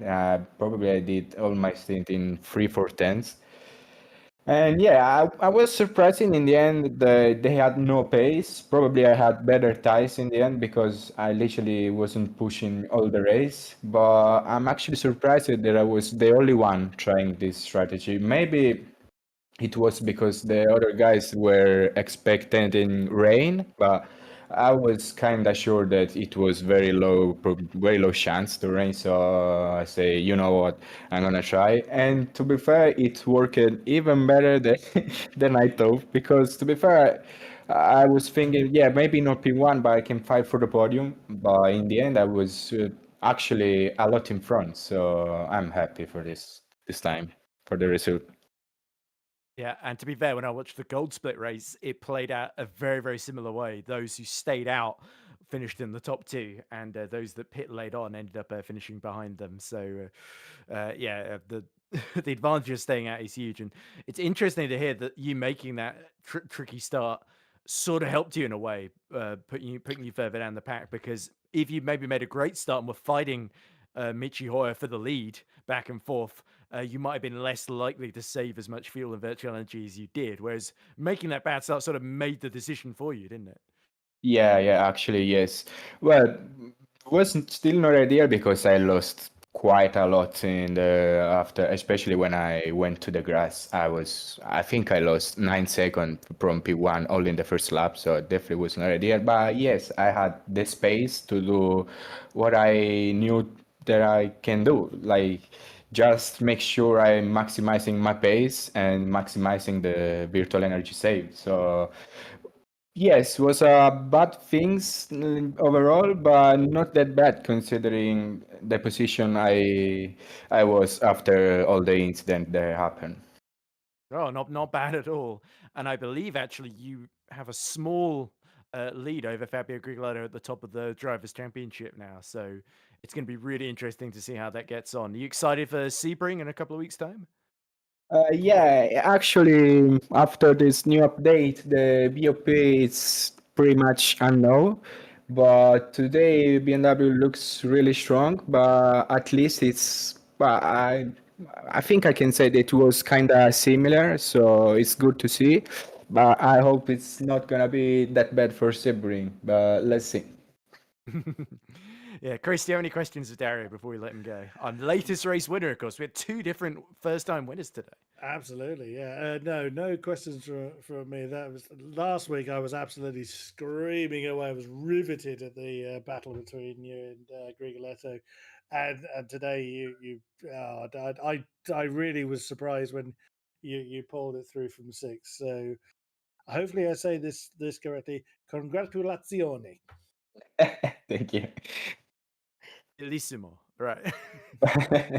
Harry's like a magician. He just keeps pulling rabbits out of hats out of nowhere. So maybe we should get used to it now. But anyway, congratulations, Dario. Your first win, your first of many. And thank you very much for talking to us. Thank you. So then. All right. After the end, a dramatic ending. It sort of took a while to get. There was a big stalemate in GT3 that was quite entertaining, but really, it was a race where a very exciting start. Everyone sort of held station in the middle, and then it all became. Everyone had to put their cards on the table at the end. So it was a really, really interesting back and forth day, Chris. And I think I'll let you give the final word and all the sponsor shout outs and all the rest of it because I joined about halfway through. So we'll take it. No, not at all. Well, no, I joined just before the race after quali, so I didn't miss all of Indeed. it. No, not at all. But Better than the 2 weeks ago. Better than 2 weeks ago. well, yeah, duty called on that one. But no, true. it was such a fabulous race. So it just leaves me to thank those that have been with us either live or post event in the chat. It's been great to have your company alongside us. Thank you very much, Ed Hunter, for joining me in the commentary box this time. Again, what a fabulous race we've had.